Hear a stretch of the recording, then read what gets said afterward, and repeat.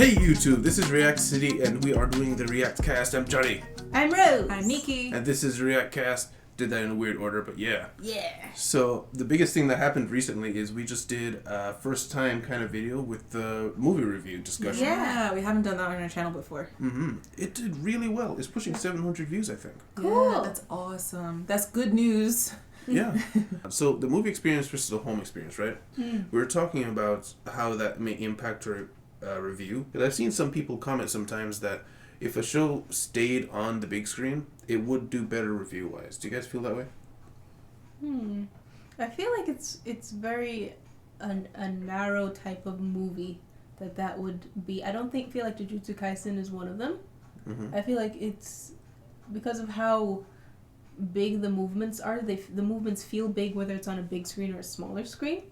But if it was a movie where, like, I feel like John Wick, that experience would be much smaller on, like, if you're watching it on, like, your phone or even on a laptop versus watching it in a movie theater where every little punch is, like, you can see every little movement. Yeah. I feel like that would make a difference. I don't know. It's hard for me to make a comment because I don't, like, retain Knowledge of what you just saw. Yeah, I don't Same. keep shows in my head. No, but you guys are better at it than me. You guys will pull the weirdest memories out. Like, remember that time he turned the corner on 3rd Avenue and he saw this guy in a blue hat and a red blazer and was like I don't know how you guys remember these details. I'm like, I have no idea what you're talking about. So a lot of the times, like, we're throwing back to Attack on Titan season 1 and 2 and I'm like, you know, so I totally remember that. So it's hard for me to, like, think back on movies I've seen. It's been how many years since we've been in the theater and we just got to see Jujutsu. So I already said, I think I think I said it in the review for Jujutsu Kaisen, or if I didn't, I said it to you guys. I feel like I really wonder if Jujutsu Kaisen, this movie, didn't come out in theaters, if it would do as well as I think it would do being in theaters. I know you disagree. You say you think it's not one of those shows because movements are big. I think specifically because they were having the season 1 have this entirely different main character, and then we bring in this guy who's important to manga readers, come on the big screen. It's like, if it wasn't the big screen and just the nostalgia of, no, Jujutsu Kaisen, I will go see. Yeah. I don't know that if you just put it out on streaming, how many people would, like, laud it as much. Because instead of the feeling of the theater plus the story coming together, they would just have this extra show that they can see whenever they feel like and maybe rate it. I don't know. Just my thoughts. Yeah, for Jujutsu Kaisen, I don't know. Because if one way or another we were going to watch it, so that agency is taken away from us. Because we had to see it for the sake of the channel. But I do think I was more forgiving of some things. Like the whole pacing thing. I know people said, it was accurate to the comics, manga, which you can't really help that. So of course it's going to be like that. But in a movie experience, usually with pacing, whenever I feel like it's off, I take note of that. And usually I have a complaint of that. But because it was such on a big screen and just action back to back and loud sounds and stuff like that, it almost really... It's like, just forget about that. Yeah. Just come with us. We're on this adventure. Just do this thing. Yeah. Where if it was a show, I probably would have been writing down, could have done that better.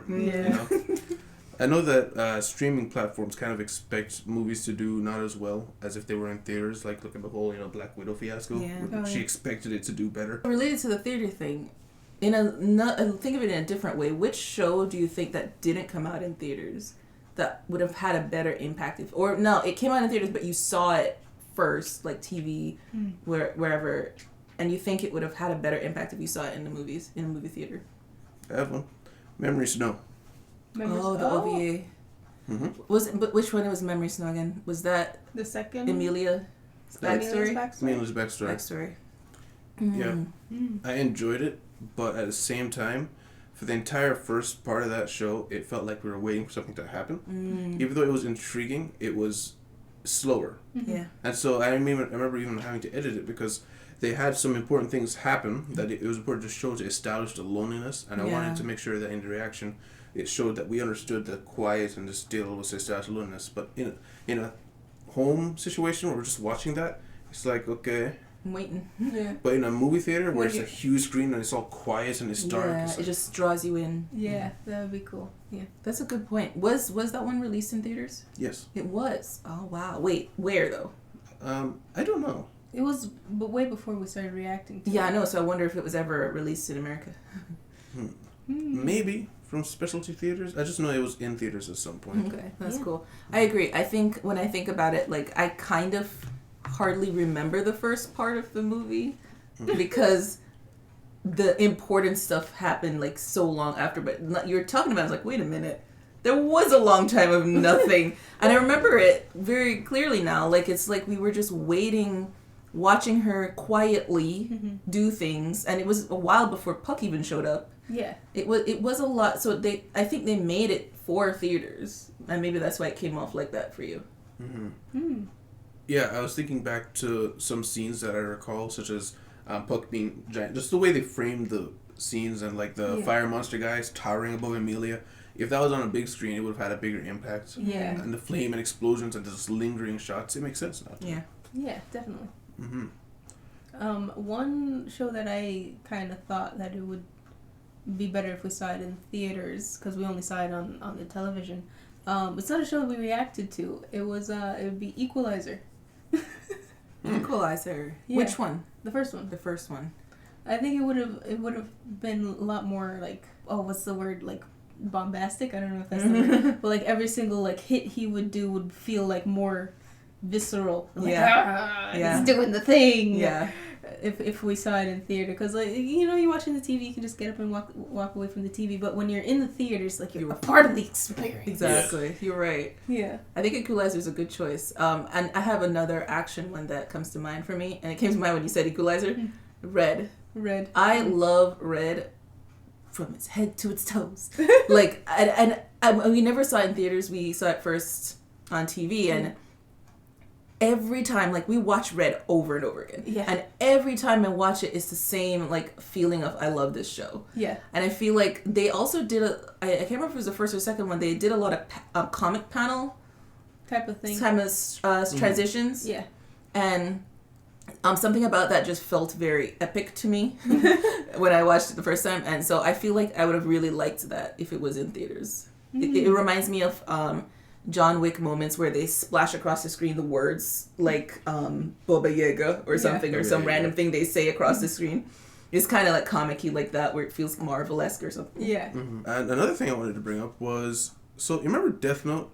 The whole, if you make 4 consecutive spelling mistakes with the person's name, it runs Death Note in and stuff like that? Yeah. So it turns out that was what we thought. It's the extreme. Like, the whole Death Note would not work ever again. It turns into normal paper. So it was not a mistranslation. No. Cool. In fact, I looked it up, and that first bully scene, remember how we were wondering why there was like the same name written over and over and over again? The first time when he killed that guy who was on a motorcycle harassing that woman? Oh, but yeah, on yeah. the page, I lost the name. He wrote the guy's name correctly the first time, and then he was testing it, writing the incorrect name afterwards, and wrote incorrect 8 times. But because he wrote the correct one first, that's the only one that took effect. Oh. If he had done it the other way around, it wouldn't have worked. It would have killed his Death Note, and the he show would have It ended. wouldn't be Kira. Yep. He wouldn't be a serial killer. Yep. He would have thrown it away as a gag Yeah. plaything. He would just wasn't there a second guy he killed after the motorcycle? He killed at least 2. The first, I think one was on the somebody he saw on TV. Yeah, the first guy was TV. Yeah. He tested it like practically in person twice because when he was convinced that it was working, he was in an alley shaking and like yeah, I remember that. So also L's fluent in 6 languages. Oh really? Just thought it was interesting. Really? Well, of course he is. He's L. Yeah. Probably did it just for fun. Yeah. Japanese, Chinese, English, Russian, French, and German. Yeah. So L has worked with. We know that L worked with Naomi, the girl who eventually had to kill herself at some point. There's actually a prequel book about that situation. Oh. Really? Some Los Angeles murder case. Of course, the author felt so terrible he had to kill one of his favorite characters. It's like, I have to give her something. Yeah, because if you remember, when he killed her, he felt like he had to, even though he had more to say about her. Yeah. So he probably put it in there. Yeah. That's cool. Did it do well? I don't know, because I did not hear about it till I was doing research on this book. Oh. So I imagine it's something the fans really know about. But other than that, I don't know. There's more about that. There's something I've noticed about this author is that he is definitely the gardener type of writer. Yeah. Where some things just happened that he didn't account for. And I actually have some complaints about that will eventually have to be leveled. But for right now, it's just, that's an example. It's funny, you should remind us of the fact that he's a gardener. I think we brought that up last time we talked about Naomi. The thinking about this author this way has made me kind of look at Death Note differently. Like, when I see things happen, I feel like, oh no, something bad could happen. Yes. Because this author is like, well, if the character asked for it, you know? It's like, this would be what he'd do. Yep. So it's like, I'm scared for the characters now. I'm like, oh no, somebody might die. Oh no, somebody's gonna get found out. Like, because I'm feeling like he's going to write according to how he's made his characters. And he writes himself into a corner, so be it, you know? So be it. I'm just, the only thing that keeps me hopeful is the fact that there are 2 seasons. Well, he did write Naomi out because he wrote himself into a corner. Yeah. So he's still a good author. Pulling the weeds still. Yeah. He's a good author. He's a good writer. So we can trust him. It's just like, it's a little nerve-wracking thinking of him as the gardener. Is there anybody who you're worried about in the story right now? L. we could spoilers for Death Note up to episode 14, I think it is. Yes. We're in 14 already? Yeah, time's flying. We find out that what's her name, Rem. There's another Rem. Rem is willing to kill L. The only thing I think is going to save L is the fact that L. Yeah. L. The only thing that's going to save L is the fact that how is Light going to take Rem to see L without Misa, because Rem's not going to leave Misa alone. And there's no other connection to L except maybe he might be at the school, and Misa can't just show up at the school with Rem. So Rem has to separate from Misa. I'm not sure she's willing to do that. So I feel like there's going to be a complication with this killing of L deal. Maybe Misa goes in disguise again and just walks past the and hotel gives a or signal, some sort of signal. Well, she just needs to see his name. Yeah, but she doesn't know what he's right? Light has to signal somehow this is L. I think she could separate from Misa though, because the thing is, she's just said if she dies at any point other than her end date, I know it's you. Yeah. So she doesn't have to be around her to be safe. That's true. But past that, also the whole Rem thing, that is another reference to the Rem and Ram story that Subaru was talking about. Oh, really? Yeah, because remember Subaru was talking about a story from his home world, where there's 2 monsters with the red pink hair and one with blue hair. And in fact, if you think about it, the whole thing with Rem having the pink hair and Jobless dying because he fell in love with someone on the human world is kind of similar to the Rem and Ram story that Subaru told. That's not the story he was referring to, though. I thought he was referring to the Japanese folktale. Yeah, that's what I'm talking about. The ogres. Oh, yeah. Oh, so you're saying this Rem it's parallel. I'm saying that the ogres thing, there was a red ogre and a blue ogre. And so you also got the same named Rem with red hair. So I kind of think it's a similar... they're both drawing on the same fable source. Oh, I see what you're saying. And then also, with Jobless dying because he was looking at somebody and he fell in love with a human, is kind of similar to the one ogre that wanted to join human society. Something similar to that. Yeah, I guess I can see that. Just like 2 takes on a fable. Yeah. Yes. Oh yeah, so I saw the video on the Lust What If for ReZero. First of all, Elsa wasn't in there, unfortunately. I want to see how I explained that, but, dude, it's a giant meme. Oh my god. So, apparently, the Lust What If was written before all other What Ifs. Okay. And it was written before the author understood what he wanted for a What If to be. He was kind of experimenting at the same time. Got it. But it is short, and it's just fan fiction. Oh. And, yeah. So that is all, folks.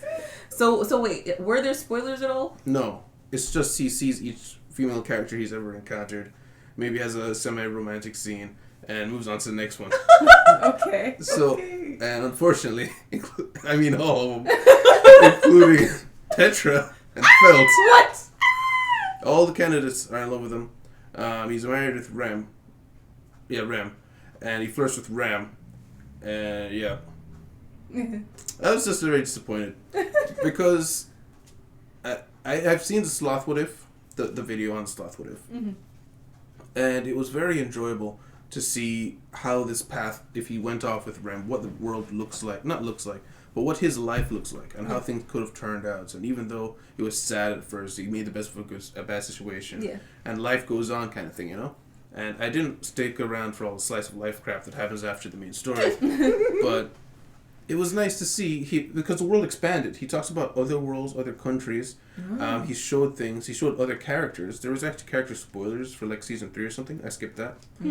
But yeah, he didn't waste any space. He showed more of the world and realistically took it seriously. Nice. And I really enjoy that, and I respect it when an author makes his own fan fiction of his own world. So, because there's just something different. When you read like, what if this happened instead? A what if story, right? I might not want to care to read it because I know it didn't happen. And I know the writing skills, usually, even if it is up to par.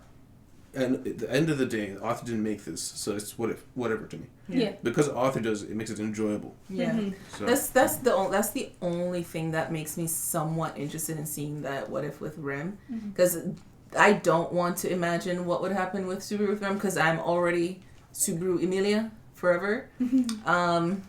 But the fact that the author wrote it makes me feel like, oh, maybe there'll be other things I'd like to see. Like, and you said there's world expansion. There's, and the only thing with the Sorry, I just realized something. Continue. I'll bring it up later. The world expansion sounds like something I would love to see. The character spoiler, obviously, I'd like to see, but I actually would just wait till season 3 comes out. You better. I will. But you were able to skip it somehow. I don't know. I think it would be nice to just enjoy it all together. But yeah, that's the only thing the other things that come with the what if, the fact that the author wrote it makes it interesting to me, and I could overlook Rem. The author, by the way, he writes, not the author, the video, by the way, he says at what points the spoilers will be, because he understands not everybody. Oh, sweet. Right. So the thing that I thought about in the middle of what you're saying. So the people who are in love with him, like only one of them is his age, because technically Amelia's 14. Petra's a child. What's the other one? Felt is also 14. Yeah. It's all the women, so Beako's included. Well, Beako's like thousands. Yeah, I know. So she's also not his age, I was saying. Well, I mean, like, love interests. I don't know if... I feel like Beako... You mean actual love interests, like in the current show? People who actually like him. Oh, okay. Yeah. Well, I guess Subaru has said, like, if number 2 spot wasn't already taken, Beako would have it. Yeah. So I guess we'll throw Beako in there. I honestly don't take that super seriously. Yeah, the number 2 spot is reserved for Rem. Yeah. Everyone else past that doesn't matter. It's 1, 2, and everybody else. Also, by the way, Lust What If was released on April Fool's Day. Oh, okay, perfect. Nice. Beautiful. It wasn't actually called Lust What If at the time when he made it. He eventually called it the Butterfly Dream, because at the end of the story, he kind of has this thing where Emilia wakes up and then he has a parable of what if there was a man who had a dream where he was a butterfly and then woke up from the dream. And so then he would be forever wondering, was he a human dreaming about being a butterfly, or a butterfly wondering if he was dreaming about being a human? And so it's similar to the what if story of what's real, what's not. I don't know why I ended like that. You wait another day and you can figure that out real quick. It could be a fever dream. What if you died in the dream? Yeah. When you die in a dream, do you just keep dreaming? That's what isekais are based off of, basically. They were just dreaming whilst crossing the street, and then met Truck-kun. Yeah, you know, that actually made me worried.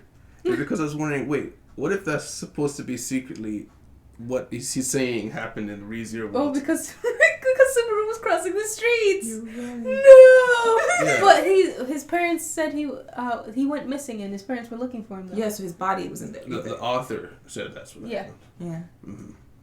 So that still confirms he did not But get what hit by if? a truck. But what if? Yeah. What if Truck-kun just kept going with and he's just stuck. like He's stuck on the truck.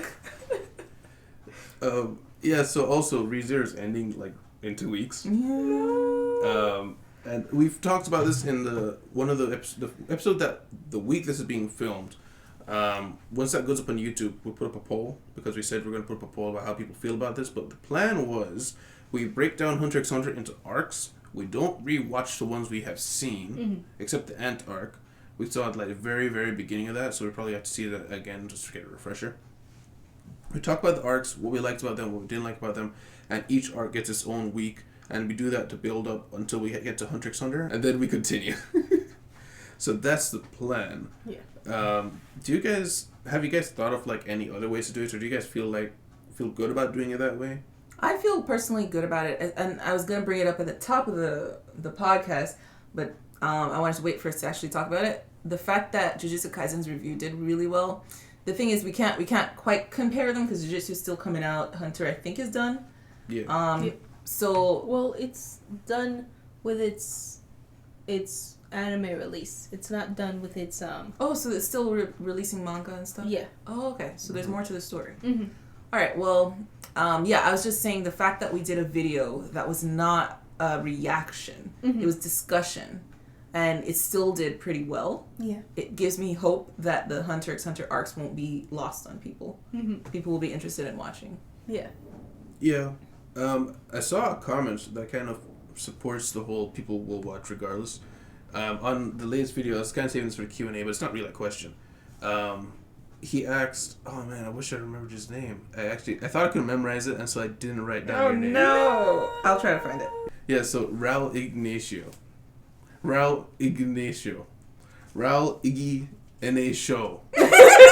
Yes. That name. Yeah, so you had said that we're averaging about 1,500 views for Code Geass Season 1, which for 6,000 subscribers, about 25% of our viewers are watching it. For comparison with like normies, they have 600,000 subscribers, so we're averaging 20k views, which is 4/5 the way into Season 1 of Code Geass. So about 3.15%. Listen, I'm going to be honest, I read that in the worst way possible. But the point is, we have an incredibly high view average for a show that came out 15 years ago, which is very true. So, yeah. Maybe it won't do so badly. Yeah. And a lot of people have been asking for Hunter x Hunter, which isn't... Yeah. People weren't really asking for Code Geass as much as Hunter x Hunter. Yeah. Like, I think all the way back into our first year, people were asking Hunter Hunter. Hunter. I think it's because it's a show that's so like it's so reactionful. Yeah. Like there's a lot of moments where you're like, yeah. You know. The way I remember like the way they not design, but like the way the episodes go, it's like every new arc is like we level up. We don't just level ourselves up, we level up monsters. Yes. So it just makes our, like every time you're gonna react to something, you know, there's not a lot of waiting around. Mm-hmm. And I loved it for the feeling of characters never fell off. You kind of knew where a character stood in terms of power from the very, very beginning. Like, Killua is always going to be at a certain level. Gonzo is going to be at a certain level. Even though they are leveling up in power, they're still, once they come across an enemy, they're at a certain place. Yeah. You know? And characters like, what's his name? Leorio. Yeah, he set his priorities elsewhere. So it gave a really good reason for why he isn't quite up to their strength. Right. Yeah. With a knife. Stupid little knife. Yeah, so Attack on Titan's last episode is also coming up. That is 2 of our shows that we started the channel with are going to be ending, so that's going to be big. But Attack on Titan is definitely the biggest. The final episode will not be this Sunday. It's going to be delayed 1 week due to a special organized event, according to the news. I remember when we just started our channel, something like that happened with one of the episodes, like last minute. Yeah, it was the earthquake. Was it the earthquake? Yeah. There was also an actual like planned delay, like a music festival. The music festival, right? Yeah. But yeah, Attack on Titan's just on the worst day. They're on Sunday where everything happens. Everything happens on Sunday in Japan, apparently. Yeah, it's the day shows get released, and it's also the day that there's big news released. So, and big events, and the way people are, work a lot, so they might just be working Monday through Saturday. So like, oh, everybody's free Sunday, so let's put everything on Sunday. Yeah, that makes sense. And I wonder how many channels there are in Japan, because it seems like I wasn't expecting the music festival to take up whatever channel is the anime comes out, or the Olympics made the delay that one time as well. Yeah. And then the reason the earthquake caused a delay was because the news had to broadcast on the anime channel. Yeah. You know what? I think what might be messing with us is we're thinking like animation. Yeah. And in our upbringing, all animated shows were on 2 channels. Yeah. Nickelodeon and Cartoon Network. Yeah. You know, even like Adult Swim came on Cartoon Network, but it was just like after midnight. Yeah. So like animations were always relegated to 2 specific channels. Yeah. Now there's a lot more, but they're not like there weren't like animations that were meant for adults apart from like Simpsons. Homer Simpson. I was gonna say Homer Simpson. Yeah, but in Japan, anime is an adult thing. Mm-hmm. It's for grown-ups, so they're gonna have it on all channels that adults watch. Mm-hmm. Adults watch the news and sports and Olympics and music festivals. So put it on the channels they watch. Well, yeah. Makes sense. Yeah. Although even in Japan, anime it's more considered like it's still niche anime, but it's still kind of kiddish to people. Okay, a little bit. Okay. A lot less than it is here. Yeah, that's what I was gonna say. I think it's still more accepted, because maybe it's stigmatized that you watch anime, you're not an adult, you need to go to work and get a job that's 9 to 5. I guess maybe they still have that like in the accepted superficial society, but under the layer, everybody knows everybody watches anime, even the TV stations, and therefore they will show it to the adult channels. Maybe. Yeah. By the way, the original news post didn't specify what that special organized event is. Oh. But according to an excerpt I took from hitc.com, they believe that fans are confident that it's about an Anime Japan event. It's happening on the day before the 27th. Ooh. So maybe that's why. It's happening the day before, so why is it messing with the technical? Like, it was going to push it a day and... Is it Sunday the 28th? Yeah. Yes, it's happening the day before. So maybe the shows that would have come on Saturday got priority for Sunday. I really don't know. Maybe it's that, random. Or maybe they're going to do a televised part of the event. Maybe they want to announce some things. By the way, the way you said the day before the 27th, I was very confused because I didn't hear the comma. The day before, comma, the 27th. You said it without the comma. I'm sorry. Punctuate your words correctly. It was like that one time. Yeah, they said handsome, but they spelled it wrong. They said handsome, but they spelled it wrong. How do you guys feel about the last season so far? Attack on Titan. Do you guys feel like it's the last season? It does not to me. No. Yeah, it's dragging more than Attack on Titan. Usually does. Yeah. Mm-hmm. Even like the first half of this season, we were just go to get to this point. Yeah. And all of a sudden, I wonder, like I really wonder if there's something going on in the back that they're not talking about. Mm-hmm. Maybe some people know about it. I don't know, but it doesn't feel like the normal pace that like these writers. It doesn't feel like them. Yeah, but even the remember season 4, the studios changed, and we felt that too. Oh. The first part of season 4. Now we have the second part of season 4. I don't know if they went back to the original studio, but that probably had an effect too. But even with like the scene with the episode, the campfire episode, usually. Like, there's a way to, like, tell a story where you're, like, telling people, okay, there's downtime, without making the characters do literally nothing. Downtime, nothing, yeah. Literally just sitting around a campfire. And fake eating. Most that's happening is Hanji's making potato soup. And for me, that felt like, okay, is that it? I mean, even though we did have, like, what is it? Like the plot moved because we had important conversations and whatever and reconciliations and stuff. It's it felt like there was a way to do that without doing literally nothing. And also, I feel so bad for Libra right now because he's just been sitting, looking so dead inside. Yeah. Mm-hmm. I mean, he just woke up at the end of that episode to say, "You guys are noisy," and that was like all we saw of him. It was like, what? I wanted to ask because you were talking about this in Discord with, I think it was Setsu or somebody else, and I didn't read the whole thing, but there was some like thing going on where Mappa Studios is like getting a lot of shows, like a lot of shows are getting moved around.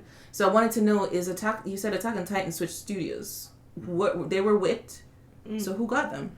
They were Mappa.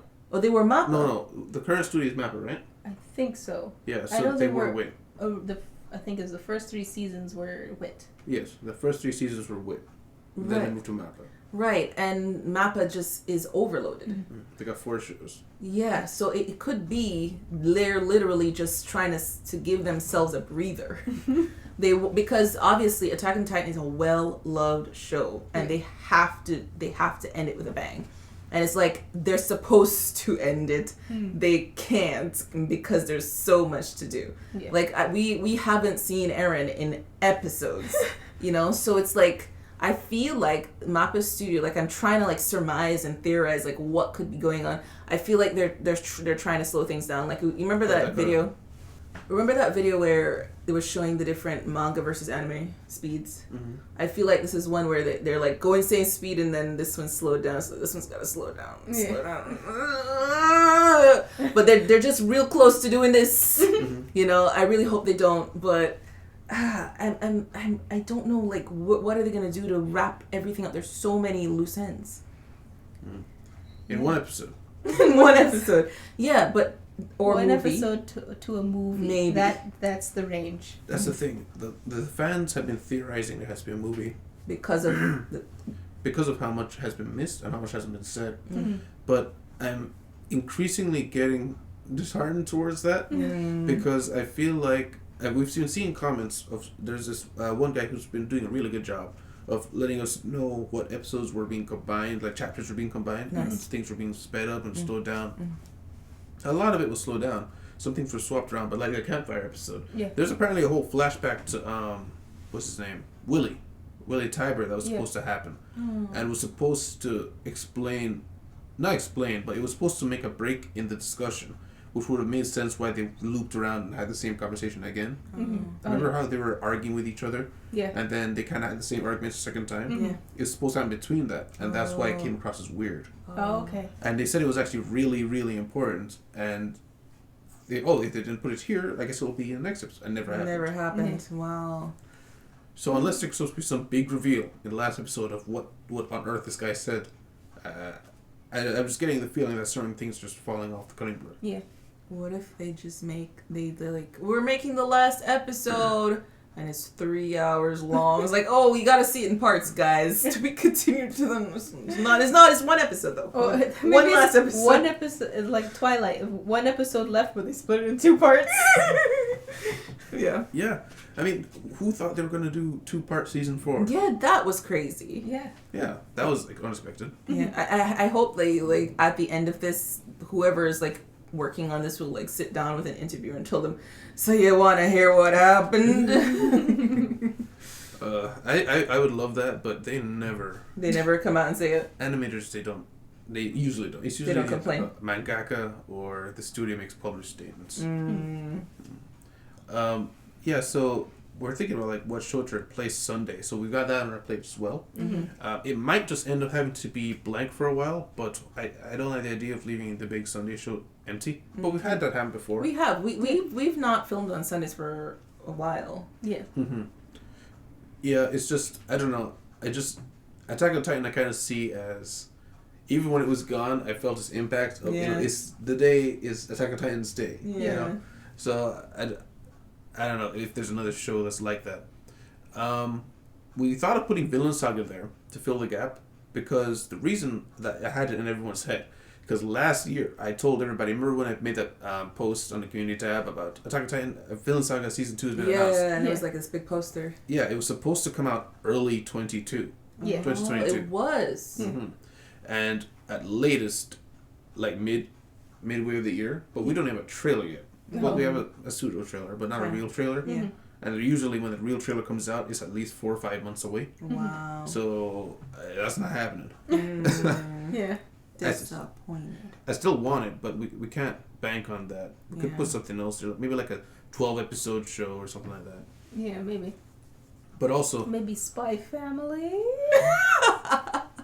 I know you're not gonna enjoy it.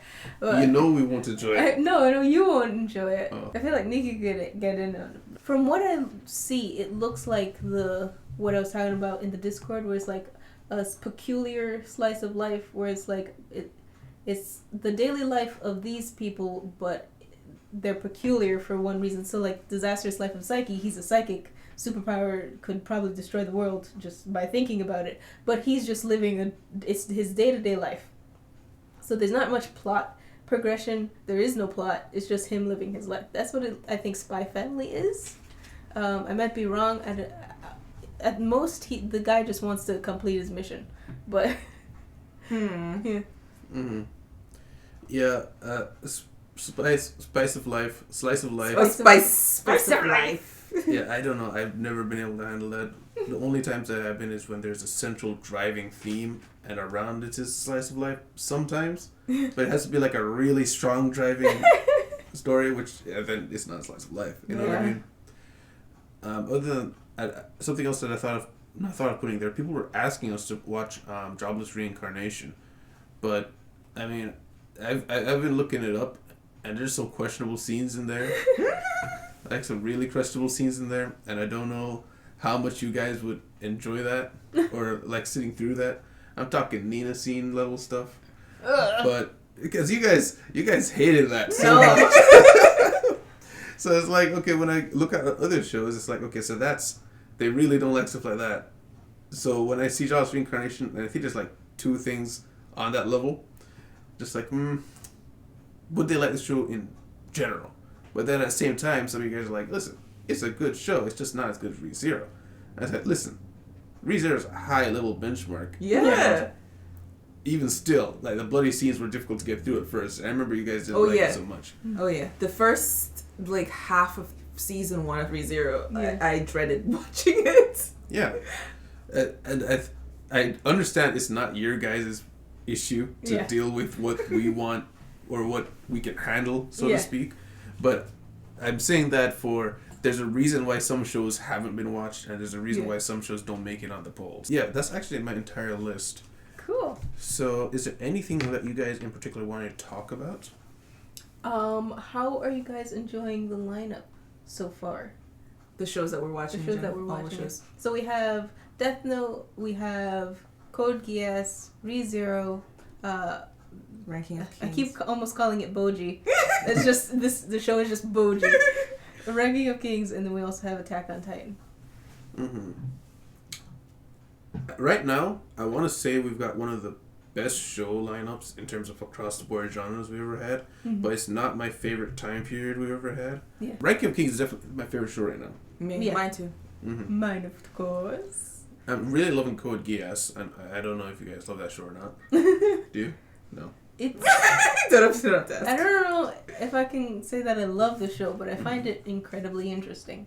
I agree. It's very interesting. It does not let you down. Mm-hmm. Every episode has something crazy is going to happen. Mm-hmm. It's not slow, you know. So I don't hate it in terms of an anime. It's just what it does to my heart. Yeah, it's like I find it really interesting. But that being said, I could never watch another episode again, and I'd probably be okay. Wow, you gonna say that? Huh? I mean, I'm noticing so many things I didn't notice the first time through that I'm actually surprised that I even saw it to begin with. It's kind of like with Bakano, where there's a lot of character things and a lot of cues that people do that you just notice second time because you're not paying attention to the main plot. Yeah. You know what happens. Yeah. Even though at the same time, it's like I've got like after image, but in reverse when watching this show. It's like I have no idea what's happening because it's been so long. But the second before something major happens, it's like, oh, right, that's gonna happen. Yeah. So it's like, whoa, you know. Yeah. For me, I do like the lineup, I think. It's kind of hard because we have like one downer day and one really light day. We film Death Note and Code Geass together and ReZero and Ranking of Kings together. So Death Note and Code Geass, you don't have to say anymore. At least for me, they're like very drama heavy, or like we're dealing with killing people or suspense kind of thing. And then the Ranking of Kings ReZero day, ReZero, funnily enough, like I was saying, it was after like half of season 1 I started like feeling like, yeah, I like this show, I want to keep watching. And it doesn't feel Code Geass anymore to me. In the beginning it was very hard like to go to the next episode for ReZero. You're just gonna call the feeling Code Geass now? There's a Code Geass feeling. But now, so yeah, Wednesdays with ReZero and Ranking of Kings is like, oh, it's film time, you know? So I do enjoy that, the fact that I have like a pick-me-up in the middle of the week. Yeah. And then we start off the next week with Attack on Titan. Yeah. Yeah, and also with Death Note, I don't know if you guys feel this way. I feel bad sometimes watching my own reaction to Death Note, just because I remember Death Note fairly well compared to other shows that we've seen before. So nothing surprises you? No, and so much for just discussion and talking. So it's like, remember how I said I know the main plot of like Code Geass, but things surprise me right before it happens, because there's a lot. If you go back and when I'm editing the Code Geass reactions, there's like on the sound audio, you can see the moments where reactions happen. And it's just like burst. So you know all these little surprises constantly. Code Geass is doing things like constantly. Yeah, that's true. But with Death Note, you see like massive gap, spike, and it just stays up. Massive gap, spike, and it stays up with the audio. Yeah. Because what's happening is they're giving you a massive amount of discussion, a massive amount of dialogue. Yeah. And then they have the payoff for all that dialogue, or the twist for all that dialogue. And then we have that reaction, and then we talk a little bit about it, maybe in the reaction for like 20 seconds. Yeah. And then it moves on, massive amount of dialogue. Yeah. You know? So because I know the main points and there's less twists in Death Note in that regard, you remember it big more. Twists. Yeah, I know all the big twists. So even when they're coming to it, it's like, okay, yeah, I already know that's going to happen because I know what they're talking about. Yeah. And then it happens, but I clearly remember it happening. So yeah. I think maybe that's because, like, with Code Geass, the way the story works is you have the main goal, and you have, like, all of the stuff leading up to it. But then you have all of these little things happening at the same time around it. But with Death Note, you have the main goal, which is basically like trick the police or something, but that's like the whole story to that point. So there's not many things happening around it. Yeah, because right now we have the most things Light is dealing with, which is two things, which is L and Misa. That's what I was gonna say. We're not dealing with as many variables. Yes. So there's so many variables in Code Geass, and that's why they can throw Murphy's Law at it like all night, all day. You know, but with Light, he's a high school kid. What variables does he have in his life except his parents and his significant others, which is basically Misa. Others. And significant others, yeah. Misa and the task force with his father. Like, he doesn't have enough thing. That's why when, in the beginning, I don't know if you guys remember, I was like, there has to be some movement. We have to, like, leave, right? No, we're still in we're in college now. But we're still in school. We're still doing normal things. Yeah. So it's hard to bring in odd variables. That's why I think Misa coming is a good thing we didn't see the intro. Yeah. Misa just showing up was like, what the heck? You know, that was a interesting variable to be introduced. Yeah. But it does make it harder to, I guess, make it like action-packed. Yeah. It's mostly suspenseful. Mm-hmm. Do you like the intro? Of Death Note? For me, most times with anime intros, it doesn't... I don't find them spectacular. It's very rare when I find an anime intro that I'm like, oh my goodness, like Osama Ranking of Kings, because that I actually looked up the video and listened to it on my own. I never do that. Wow. But yeah, I really liked it. It was good. I do like it. But one thing I think about it with the Death Note intro is it's kind of a bit of a contrast from the actual pace of the show. The only thing that's it's kind of reminiscent was the chip scene. Apple. Yeah, but I understand it because that is the feeling the author wants to give you. Like you think of the hug scene, like that was like,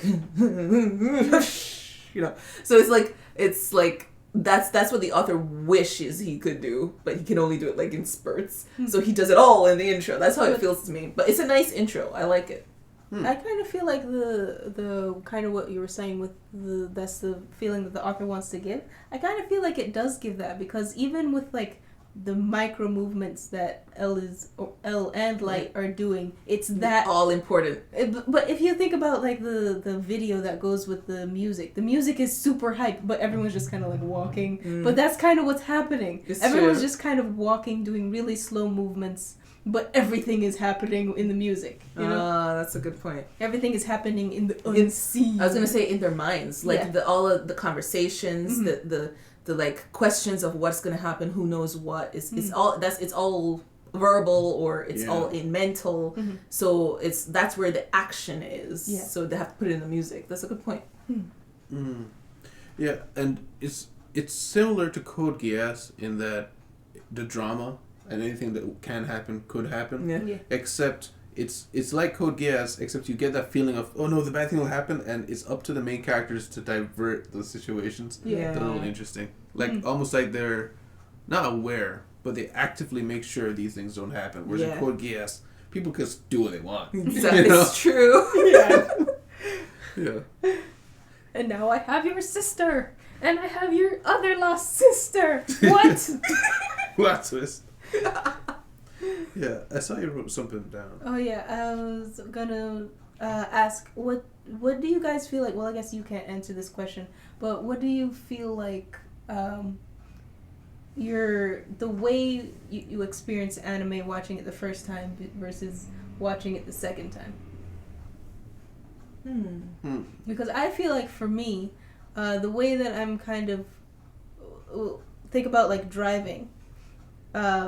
If you're watching anime for the first time, you're driving. You're going to the destination, so you're mostly focused on like the road and everything, what cars are coming at you and all that stuff. But if in your second time watching, you're kind of in the passenger seat and somebody else is driving. So you get to look around. You're like, oh, look at that. Oh, I didn't realize that house was blue and stuff like that. So you kind of see more of the world and more of the little things that are placed in the plot of the show.